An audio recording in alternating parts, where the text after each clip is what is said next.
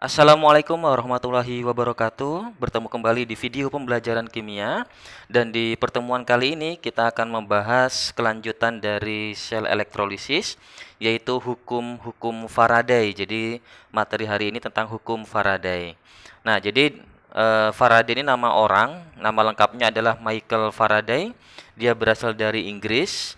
Pada tahun 1831 sampai 1832, jauh sebelum ditemukannya elektron, jadi Faraday ini telah menemukan hubungan kuantitatif antara massa zat yang dibebaskan pada suatu elektrolisis dengan jumlah listrik yang digunakan. Nah, penemuannya ini nanti disimpulkan sebagai hukum Faraday. Jadi dia menemukan beberapa kaidah perhitungan elektrolisis yang nantinya dikenal dengan hukum Faraday. Jadi beliau ini, Michael Faraday, termasuk salah satu ilmuwan yang paling berjasa pada abad ke-19 di bidang fisika dan kimia. Di antara penemuannya adalah tentang elektrolisis dan induksi elektromagnetik yang merupakan dasar dari ditemukannya generator listrik. Jadi ini masih satu zaman dengan penemuan radioaktif, ya, penemuan radioaktif. Jadi Faraday juga menemukan sifat listrik. Nah, jadi berkat jasanya tadi, maka Michael Faraday diabadikan sebagai salah satu satuan dalam perhitungan elektrolisis, yaitu Faraday, dilambangkan nanti sama F gitu ya. Jadi nanti didefinisikan sebagai satu Faraday. Nah, apa penjelasan yang bisa Bapak berikan pada video kali ini? Jadi ini dasarnya. Satu Faraday itu nanti senilai dengan jumlah listrik yang terdiri dari 1 mol elektron. Nah, 1 mol itu sendiri kan terdiri atas 6,02 kali 10 pangkat 23 partikel, atau karena di sini elektron berarti butir elektron. Nah, dikarenakan satu butir elektron itu senilai dengan 1,6 kali 10 pangkat min 19 kolom, maka nanti kalau dikonversi ke dalam Faraday, maka akan diperoleh nilai sebesar ini dia, 9,64853 kali 10 pangkat 4 kolom, lalu dibulatkan menjadi 96.500 kolom. Artinya untuk memudahkan nanti perhitungan. Jadi kesimpulan dari perjalanan perhitungan ini adalah di sini nih. Ini yang penting ya. Hal penting pertama, jadi satu Faraday itu nanti senilai dengan 1 mol elektron. 1 mol elektron itu senilai dengan 96.500 kolom. Oke, cukup jelas ya. Oke, itu kesimpulan pertama. Nah, jika kita hubungkan antara Faraday dengan kolom, maka nanti kita dapatkan rumus. Ini dia rumusnya. Faraday itu senilai dengan kolom dibagi 96.500. Kolom itu sendiri, Q itu sendiri punya rumus I dikali T. Maka jika kita hubungkan rumus ini, jika kita kembangkan, maka Faraday itu nanti sendiri punya rumus I kali T per 96.500. I kali T ini munculnya dari Q ini ya. Q itu kan sama dengan I dikali T. Nah, I itu apa? I itu adalah kuat arus. Jadi I itu adalah kuat arus. Kuat arus lambangnya adalah ampere. Sedangkan T itu apa? T itu waktu. Satuannya harus detik atau sekon. Ya, detik atau sekon. Jadi kalau nanti waktunya dalam menit atau dalam jam harus diubah ke dalam detik. Oke. Itu dia rumusnya. Berarti kita dapatkan kesimpulan yang kedua yang sangat penting di sini adalah tentang rumus Faraday. Q per 96.500 atau Q itu sendiri I kali T per 96.500. Rumus inilah nanti akan kita banyak gunakan. Nah, apa hukum Faraday 1? Jadi Faraday nanti ada dua hukum. Hukum pertama yang kita bahas di pertemuan kali ini, jumlah zat yang dihasilkan pada suatu elektroda berbanding lurus dengan jumlah listrik yang melalui elektrolisis.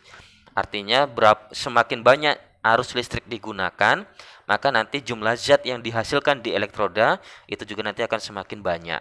Jadi berbanding lurus. Nah, untuk memudahkan, maka secara matematis nanti bisa dirumuskan, ini dia. Jika yang ditanya adalah massa, W itu adalah massa, satuannya nanti dalam gram, maka rumusnya adalah E kali I kali T per 96.500. I kali T per 96.500 itu sendiri adalah F. Maka massa itu bisa aja dirumuskan E dikali F. Nah, E itu sendiri apa? E itu adalah massa ekivalen. Rumusnya adalah AR per valensinya. Nah, AR per valensinya ini maksudnya adalah, jadi misalnya kita punya senyawanya adalah Cu2+. Nah, Cu ini punya AR-nya 56. Maka nilai E-nya adalah AR per valensi, ya kan? Berarti 56 dibagi 2. 2 ini dapat dari mana? 2 ini adalah ini pangkatnya nih. 2 plus gitu ya. Jadi nanti kalau ada misalnya kita punya AG plus misalnya. AG plus, AG itu sendiri AR-nya adalah 108. Berarti kalau ditanya berapa nilai E-nya, berarti E-nya adalah AR dibagi valensi, berarti 108 per 1. Karena ionnya 1, ya kan? Ini dia 1. Oke, itu cara mencari E. Massa ekivalen atau AR atau MR-nya per valensi. Tadi I sudah Bapak jelaskan, di sini I itu adalah kuat arus, satuannya ampere, T itu waktu, harus dalam detik. F itu adalah Faraday atau jumlah mol elektron. Jadi ada 3 rumus, ada 3 dasar yang harus kita kuasai di hukum Faraday 1. Tadi ketentuan pertama adalah 1 Faraday senilai dengan 1 mol elektron. Yang kedua, rumus Faraday itu sendiri adalah I kali T per 96.500. Yang ketiga, jika dikonversi hanya untuk mencari massa, maka bisa kita mudahkan dengan rumus E kali I kali T per 96.500. Oke, itu dia. Lanjut. Jadi di sini jumlah Faraday itu senilai dengan jumlah mol elektron, ini dia ya. Ini tadi sudah. Biasanya nilai AR diketahui sehingga nilai E diubah menjadi AR per N. Ini tadi sudah ya, AR per valensinya. Jadi rumus Faraday 1 bisa ini sama dengan yang di atas tadi. Sama dengan yang di atas tadi. Ini kalau disuruh mencari nilai E ya, mencari nilai E, maka nanti dimasukkan ke dalam rumus massa MR dibagi N. N ini adalah valensinya tadi, kali I kali T per Faraday. Oke, ini bisa diabaikan saja, tidak perlu karena nanti intinya sama dengan rumus-rumus yang di atas ya. Baik, langsung di sini langsung ke contoh soal ya. Berarti itu materi kita. Sekarang kita langsung to the point ke dalam contoh soal. Tapi sebelum ke contoh soal, Bapak ingin menambahkan, Bapak belum puas dengan nilai E. Jadi nilai E ini nanti tergantung dengan unsur yang ditanya ya. Jadi kalau nanti unsurnya adalah H2, maka otomatis nilai E-nya itu sama dengan 1. Oke, ini ketentuannya. Kalau unsur yang ditanya adalah oksigen, maka nilai E-nya otomatis 8. Jika unsurnya adalah gas dari halogen, jadi X2 itu, X itu adalah pengganti dari halogen golongan 7A. Berarti bisa aja F2, Cl2 gitu ya, Br2, maka nilainya adalah sebesar AR dari X. Nah, kapan tadi E itu pakai rumus AR dibagi valensi? Ini dia, kalau unsurnya adalah logam. Nah, yang sebagian besar nanti akan kita temui itu adalah logam. Makanya yang dihafal adalah ini, AR dibagi valensinya atau muatannya. Oke, jadi sebenarnya mencari E itu ada beberapa ketentuan. Ketentuan yang paling umum karena sering yang kita jumpai adalah logam, berarti ini tadi ya, AR dibagi valensi. Tapi bisa aja nanti suatu saat yang ditanya adalah H2, maka H2 otomatis nilai E-nya adalah 1. Kalau yang ditanya O2, oksigen, berarti nilai E-nya adalah 8. Kalau ditanya halogen, berarti sebesar AR-nya. Oke ya, ini sebagai tambahan untuk mencari nilai E. E itu tadi adalah berat ekivalennya atau massa ekivalen. Oke, baik, kita langsung ke soal. Di sini soal nomor 1. Ke dalam 500 ml larutan AgNO3 0,1 molar dialirkan arus listrik sebesar 10 ampere selama 96,5 detik. 96,5 detik. Tentukan pH larutan setelah proses elektrolisis tersebut. Baik, kok materinya elektrolisis yang ditanya pH? Nah, ini dia ya. Jadi disinilah salah satu keunikan belajar kimia ya. Kita menghubungkan banyak materi. Jadi materi elektrolisis pun bisa kita hubungkan ke dalam materi pH seperti yang sudah kita pelajari dulu di kelas 11. Oke, bagaimana cara menyelesaikannya? Kalau kita identifikasi data di sini, berarti ada volume larutan. Volume larutannya adalah 500 ml. Konsentrasi larutannya sendiri adalah 0,1 M. Arus listriknya adalah sebesar 10 ampere. Kemudian tadi waktunya adalah 96,5 detik ya. Detik. Yang ditanya adalah pH. Nah, dari mana kita bisa tahu pH? Maka alur kerjanya selalu mulai dari reaksi. Jadi cara menjawabnya kita mulai dari reaksi. Nah, disinilah pentingnya kita kemarin bisa membuat reaksi elektrolisis. Nah, soal kita kan sekarang senyawa kita adalah AgNO3 nih, ini AgNO3. Berarti kita buatkan reaksinya dulu. Jadi sebelum menjawab soal, kita buat dulu reaksinya. AgNO3 berarti akan menjadi Ag plus tambah NO3 min. Berarti ini akan terjadi reaksi di katoda, ini akan terjadi di anoda. Oke. Yang lupa berarti diulang-ulang lagi. Katodanya Ag. Ag itu bukan golongan 1, 2, bukan Al, bukan Mn. Berarti dialah yang akan bereaksi ya. Berarti Ag plus tambah 1 elektron menjadi Ag. Selesai. Artinya di sini ada endapan ya. Ini endapan Ag berarti yang dihasilkan. Di anoda yang bereaksi adalah NO3 min. Nah, di sini kan nggak dikasih tahu ya pakai elektroda apa. Jadi kalau tidak diberitahu elektrodanya berarti kita asumsikan elektrodanya inert. Kalau inert berarti kita tinggal lihat NO3 di anoda. Berarti yang bereaksi adalah air. Berarti 2H2O 2H2O menjadi 4H plus tambah 4 elektron tambah O2. Nah, disinilah reaksinya. Berarti di anoda itu nanti akan kita peroleh ada gas oksigen dan ada ion H+. Nah, kan pH itu identitasnya adalah asam basa. Asam itu H+, basa itu OH-. Berarti kesimpulannya dari soal kita tadi yang ditanya adalah ini. Berarti kita harus cari ini. H+, berarti nanti senyawa kita akan bersifat, larutan kita akan bersifat asam ya. Oke. Untuk bisa menyelesaikan soal ini sehingga ketemu H+, maka kita menggunakan data I sama T. Yang pertama sekali kita gunakan. Untuk apa data I dengan T? Fungsinya adalah untuk mencari mol elektron. Ini dia, kan ada elektron di sini. Berarti mol elektron kan sama dengan Faraday tadi ya. I kali T per 96.500. I-nya tadi adalah 10 ampere, T-nya adalah 96,5 dibagi 96.500. Berarti 965 dibagi 96500. Berarti mol elektron kita sebesar 0,01 mol. Mol elektron ya. Oke, dapat mol elektronnya. Nah, sampai di sini berarti kesimpulan kita elektronnya adalah 0,01 mol. Nah, dalam suatu stoikiometri, jika di sebuah reaksi salah satu sudah diketahui mol, maka yang lain bisa dicari dengan perbandingan koefisien.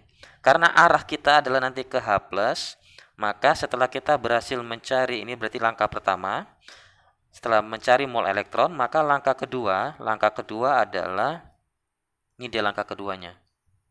Langkah kedua adalah cari mol dari H+, karena yang ditanya pH. Cari mol dari kok hancur sih. Cari mol dari H+. Gimana cara cari molnya? Pakai perbandingan koefisien. Berarti mol H+ sama dengan koefisien dari H+ dibagi sama koefisien dari, kan yang ditanya H+, berarti H+ di atas. koefisien dari elektron kali mol elektron. Oke, kita masukkan angka-angkanya. Koefisien H+ berapa di reaksi kita? Oh, ternyata 4. Koefisien elektron, 4 juga ya, berarti nggak ada masalah ya. Mol elektronnya tadi adalah 0,01 mol. Berarti kita peroleh mol H+-nya adalah 0,01 mol H+. Selesai, seperti itu. Tapi ini baru mol ya. Kan untuk mencari pH itu kan kita butuh data konsentrasi H+. Nah, berarti tugas kita di sini adalah cari konsentrasi H+. Bagaimana caranya? Berarti mol dibagi volume. Mol kita sudah dapat nih 0,01 dibagi volume kita. Nah, di sini ada data volume dibutuhkan. Nah, volume kita adalah 500 ml ya, 500 ml.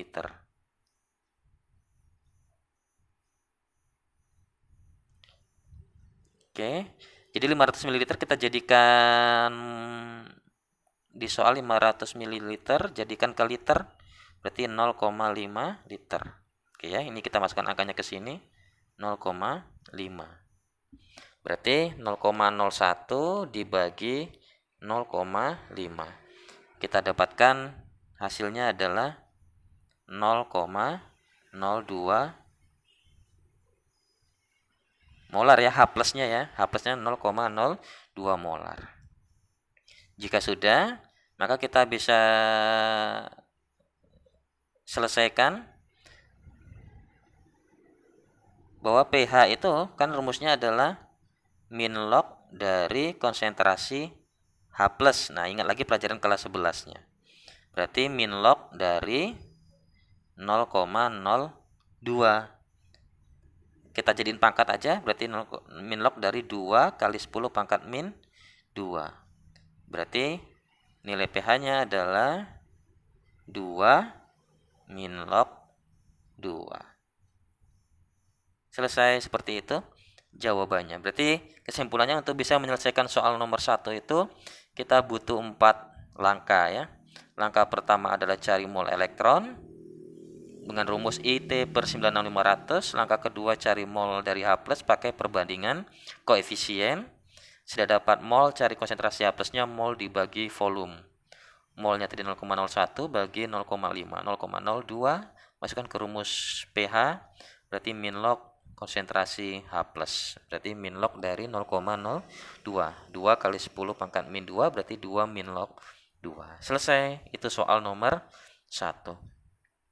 Oke, di sini tadi ada data 0,1 molar ya, 0,1 molarnya berarti tidak kita gunakan karena ternyata konsentrasinya berubah ya. Konsentrasinya berubah sebelum dielektrolisis dengan setelah dielektrolisis. Jadi yang kita gunakan adalah konsentrasi setelah dielektrolisis.